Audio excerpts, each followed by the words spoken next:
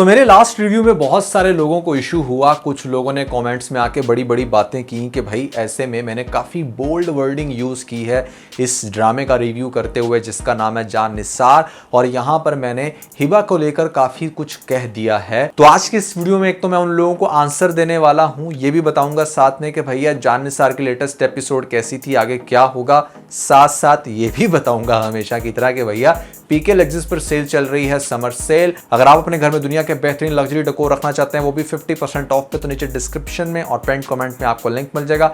अभी जाएं, अपनी मर्जी का डेकोर खरीदने के बाद हमें अपना फीडबैक देना मत भूलिएगा। PK Luxus. We don't sell crap. सबसे पहले जिन लोगों को ऐसा लगता है कि मैंने बड़े छुपे वर्ड्स के अंदर बहुत ही ज्यादा बोल्ड वर्डिंग यूज की है, तो उन लोगों के लिए मेरा आंसर ये है कि आप इस ड्रामे का ये वाला सीन देखें जो लेटेस्ट एपिसोड में दिखाया गया। आपकी बेटी के घर से भागने के बाद आपकी दोनों बेटियों के किरदार पर सवाल तो उठेगा। अच्छा, इतनी जल्दी जब घर में खुशखबरी आएगी शक तो पैदा होगा ही।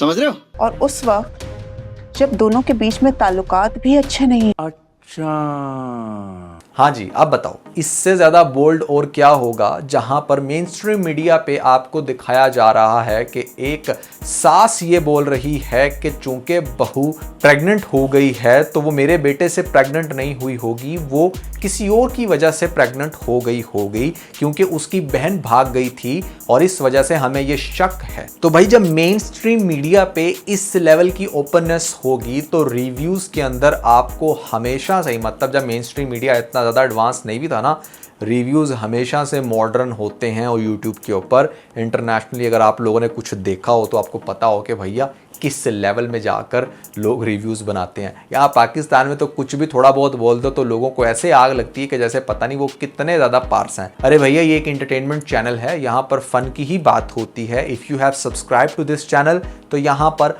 वही कुछ देखने को मिलेगा जो एक एंटरटेनमेंट की दुनिया के अंदर हो रहा है। मैंने कोई दीनी मदरसा नहीं खोला हुआ कि जहां पर मैंने बैठ के आपको सपारा पढ़ाना है। सो ड्रामों के अंदर उस तरह के सीन होते हैं कि जिसको हमें समटाइम क्रिटिसाइज करना पड़ता है, sometime in a funny way, जहां पर आपने ये बताना होता है कि अच्छा यार इस कैरेक्टर ने ये जो काम किया है ना इसका मतलब क्या। अब ये कैरेक्टर है ही इतना कोई फजूल तो भाई मैंने इसको क्रिटिसाइज तो करना था। अब दूसरी बात अगर की जाए यहाँ पर हिबा के फेस की, जो मैंने कहा कि हाँ उसके फेस पे पिंपल्स निकले हुए हैं, कुछ लोगों ने तो ये अगर कमेंट्स में क्लेम किया कि नहीं ऐसा कुछ भी नहीं है, वो बिल्कुल नीट एंड क्लीन है, उसे ऐसा कोई प्रॉब्लम नहीं है। तो भैया मेरे ख्याल से आप लोगों को ना अपनी आंखों का इलाज करवा लेना चाहिए। लेटेस्ट एपिसोड में भी ये सीन बहुत अच्छे से देखने को मिलता है जहाँ पर उसका फेस अच्छा खासा पिंपल से भरा हुआ है और ऊपर नज़र आ रहा है कि इतना ज़्यादा मेकअप की कोटिंग की हुई है और अभी इतना मेकअप किया हुआ है तो वो ढके हुए हैं कुछ। अगर मेकअप ना होता तो भाई आपको अच्छा खासा पता चलता कि जो मैं बात कर रहा हूँ वो किस हद तक वैलिड है। इसकी चिन के ऊपर, इसके फेस पर बहुत सारे पिंपल्स हैं जिनको मेकअप से कवर किया गया है। अब आप लोग कहोगे कि भैया फेस के ऊपर कमेंट नहीं करना, यहाँ पर फेस तो मतलब ये होता है वो होता है। मैं कई सालों से आप लोगों को समझा रहा हूँ कि शोबिज में हर चीज़ मैयर होती है, आपकी ब्यूटी मैयर होती है, आपका टैलेंट मैयर होता है। बहुत सारी चीज़ें देखकर आपको वो रोल मिलता है जो रोल आप डिजर्व करते हो। अब मेरे अकॉर्डिंग वो लड़की ज़्यादा डिजर्व करेगी जिसका फेस ज़्यादा नीट एंड क्लीन है, जो ज़्यादा टैलेंटेड है, वो डिजर्व करती है इन रोल्स को करने के लिए ताकि आपको देखकर मजा आए, क्योंकि इट्स एंटरटेनमेंट। यहाँ पर भैया एंटरटेनमेंट के अंदर ये जो आप दीनी मदरसा घुसा देते हो ना, ये ना काम किया करो खुदा के वास्ते। या तो आप इस चैनल से कहीं दूर भाग जाओ, जाकर वो चीजें देखो जो आपके दिल को सुकून दे। ये जो शैतान के खाने में बैठ के आप लोग अल्लाह को याद करते हो ना, ये वाले काम करना बंद कर दो। कमेंट्स में आगे कुछ लोग ऐसे अपनी भड़ास निकाल रहे होते हैं जैसे इनसे पारसा तो कोई है नहीं, जबकि पारसा तो छोड़ो, पी से स्टार्ट होने वाली हर वेबसाइट ये रात 11 बजे के बाद देखते हैं। किसी ने आपको फोर्स नहीं किया होता कि आप कुछ स्पेसिफिक कंटेंट देखो बैठ के। आप जिस तरह का कंटेंट लाइक करते हो वैसा ही कंटेंट आपको रेकमेंड होता है। और एक बात मैं आपको बताना चाहूँगा कि एज अ ड्रामा क्रिटिक ये मेरी रिस्पॉन्सिबिलिटी है, बिकॉज मैंने यहाँ पर जो ऑडियंस गैदर की है वो यही कुछ देखना चाहती है कि कौन सी लड़की कितनी प्यारी लग रही है या प्यारी नहीं लग रही, उसका कपल उसके साथ अच्छा लग रहा है या नहीं लग रहा, इसके साथ कोई और होता तो वो कैसा लगता, कौन सा कैरेक्टर अच्छा काम कर रहा है, कौन सा कैरेक्टर अच्छा काम नहीं कर रहा, कौन सी ड्रामे के अंदर ऐसी बात हुई है जो कि काफी बोल्ड है, उसको हम मसाला लगा के मजीद इंजॉय कैसे कर सकते हैं, because we are here to enjoy. अब हम आते हैं लेटेस्ट एपिसोड में। यहाँ पर मैं अगेन चीज मेंशन करना चाहूंगा कि भैया हिबा के जो इयररिंग्स थे वो इतने कोई फजूल लग रहे थे कि लग रहा था कि 50 रुपए की सेल लगी थी किसी रेडी पे, जहां से इसने उठाकर लगा ली। और ये सरकार जी से मिलने गई थी, उसकी वीडियो वायरल कर दूंगी। मेरी समझ से बाहर है कि भैया उस वीडियो के अंदर आखिर ऐसा हुआ क्या था।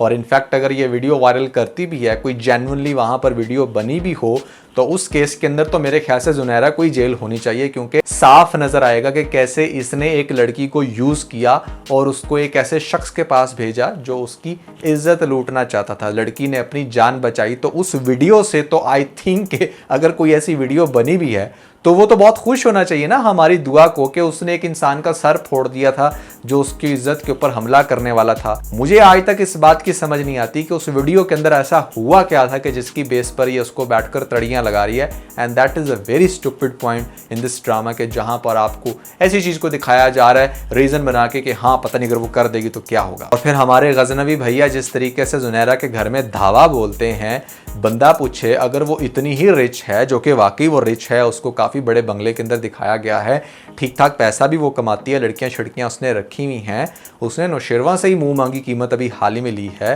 तो ये अल्लाह की बंदी क्यों नहीं 10-15 गार्ड अफोर्ड कर सकती थी जो एटलीस्ट कुछ रेजिस्ट तो करते। ऐसे कैसे कि नौशेरवा अपने 4 गार्ड्स के साथ आकर बड़े आराम से इसके घर के अंदर एंटर हो सकता है। और अगर ये इतनी ही कमज़ोर है, इतनी ही फर्जाइल है, तो फिर ये क्यों इतने बड़े बड़े पंगे ले रही है इतने बड़े बड़े लोगों के साथ। ऐसा तो कोई बेवकूफ़ ही करेगा ना, कि मतलब आप इतनी स्ट्रॉन्ग पोजीशन में ना हो फिर भी आप एक इतने बड़े बिजनेस मैग्नेट के साथ पंगा ले लो बैठ के। अरे भैया वो तो आपकी वाट लगाएगा ही। और एक और बात की समझ नहीं आती, ये भैंस की दुम कौन से दौर के अंदर यहाँ पर कैमरे लगे हुए थे कि जो रिकॉर्डिंग थी वो ऐसे में सीडी के ऊपर हो रही थी और हमारी सीडी ला कर देती है ये जो जुनैरा मैडम है गजनवी को, कि लो भाई फ्लैश ड्राइव भी दिखा सकते थे या कुछ ऐसा और जिससे लगता कि हाँ ये आज के दौर का ड्रामा है। अब आगे फिजा की सुन लो। फिजा जिस तरीके से आती है अपने हस्बैंड के पास और आकर कहती है कि आपकी ससुराल वाली आई हुई थी तो आप आकर उनसे मिल तो लेते, मतलब इस तरह उससे रिक्वेस्ट कर रही है कि जैसे वो बड़ी इज्जत देता है ना तेरे ससुराल वालों को। सॉरी, इसका मेका है उसका ससुराल है, मेरा ये हमेशा ही मिक्स हो जाता है। तो बड़ी वो कमाल की यहाँ पर बेइज्जती करता है। सो नेक्स्ट एपिसोड और ज्यादा इंटरेस्टिंग होगी, जहां पर माँ जो है फिजा की वो फाइनली फट पड़ेगी अपने हस्बैंड के आगे, उसको कहेगी कि आपकी वजह से हमारी दोनों बेटियां जो हैं वो जिल्लत का शिकार हो चुकी हैं। अगर आप उस दिन दुआ को इस घर के अंदर एंटर होने देते तो आज इतना सब कुछ ना सुनना पड़ता। आज फिजा जो है वो एक ऐसी तकलीफ से गुजर रही है जहां पर उसकी सास उसको बातें सुना सुना के शायद मार देगी। और तो और यहाँ पर आपको दिखाया गया है एक ऐसा सीन जिसको देखकर आपकी रूह कांप जाए कि भैया यहाँ पर सरफराज इस हद तक कमीना निकला कि उसने अपनी बेगम को धक्का दिया, वो सीढ़ियों से रोल होती हुई गई। और डेफिनेटली आपको दिखाया जाएगा नेक्स्ट एपिसोड के अंदर कि वो बड़ी क्रिटिकल कंडीशन में होगी, मरेगी नहीं, लेकिन ये चीज़ ज़रूर होगी कि जहाँ पर शायद उसका बच्चा ज़ाया हो जाए। अब जब उसका बच्चा ज़ाया होगा तो बहुत ही ज़्यादा ड्रामे के अंदर टेंशन क्रिएट होगी और जो इसका बाप है वो फाइनली शायद उसको थोड़ी सी गैरत आ जाए कि वो इसको धमकाए और कहे कि मैं पुलिस केस करूँगा दिस एंड दैट। शायद इसको आगे जाके बेहतर होता हुआ दिखाया जाए, क्योंकि कहीं ना कहीं जो ये दुआ फिजा का बाप है ना, ये ऐसे एक्सप्रेशंस दरमियान में देता रहा है जिससे ये फीलिंग आए कि हाँ ये बंदा आगे जाके ठीक हो सकता है। गुस्सा बहुत करता है लेकिन उसे पछतावा बहुत होगा अपनी हरकतों के ऊपर, ख़ास तौर पे आगे जाके जब इसका सामना दुआ के साथ भी होगा। अच्छा, दुआ भले किसी रोड के किनारे जलील होती रही, अब ऐसे इंसान के पास जा चुकी है जो इंसान इसकी ज़िंदगी के सारे मसले हल कर सकता है वन गो में। लेकिन आई थिंक कि इसको थोड़ा सा टाइम लगेगा और किस हद तक ये उसके ऊपर ट्रस्ट करता है और क्या कुछ करता है उसके लिए देखना बाकी है। एक दफ़ा तो मैं ये चीज़ कहना चाहूँगा कि अच्छा है कि उन दोनों का रिलेशन बड़ा पॉजिटिव मैनर में चल रहा है, बट पॉइंट इज़ कि उनके दरमियान ट्विस्ट कब आएगा और किस चीज़ का आएगा, क्योंकि ना तो यहाँ पर भैया कैरेक्टर असैसिनेशन हमारे गजनवी का कुछ कर सका, दोनों एक दूसरे के बारे में काफ़ी हद तक ऑलरेडी जान भी चुके हैं, तो वो कौन सी चीज़ है जो इनके दरमियान कॉन्फ्लिक्ट पैदा करेगी जिसकी वजह से हो सकता है कि यहाँ पर ड्रामा मज़ीद इंटरेस्टिंग हो। क्योंकि अभी तक तो भैया सारी चीज़ें क्लियर हो चुकी हैं, गजनवी भैया को अपनी बेगम हर तरह से बाय हुक एंड क्रुक जो है वो एक्सेप्ट है। सरफराज हो सकता है कि यहाँ पर जब उसका बच्चा ज़ाया हो वो आगे जाके कोई ऐसी स्टूपिड हरकत करे, चूँकि वो ऑलरेडी उसके ऑफिस में भी है तो उससे हम एक्सपेक्ट कर सकते हैं कि वो बहुत बड़ी चवल मारे। और चूँकि यहाँ पर वो कभी किसी ज़माने में दुआ का पहला प्यार रह चुका है तो वो इस एंड से भी खेल सकती है।